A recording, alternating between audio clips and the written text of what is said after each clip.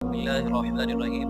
नबी सल्लल्लाहु अलैहि वसल्लम ने जब आपने इस्लाम की तबलीग करने के लिए ऐलान किया तो आपके ज़हन में बड़ा डर था, खौफ था कि लोग पता नहीं क्या कहेंगे, मेरी बात को मानेंगे या नहीं मानेंगे। अल्लाह रब्बुल इज़्ज़त की तरफ से पैगाम था, ऐ मेरे नबी, आपका काम है बात कह देना और आपकी बात को पूरी दुनिया तक पहुँचाना, ये आपके रब का काम है। देखें, आप सल्लल्लाहु अलैहि वसल्लम एक थे अल्लाह को मानने वाले, और फिर आज इंशाअल्लाह अल्हम्दुलिल्लाह 1.9 बिलियन जो है वो मुसलमान बन चुके हैं, और ये तादाद इंशाल्लाह क़यामत तक बढ़ती ही जाएगी।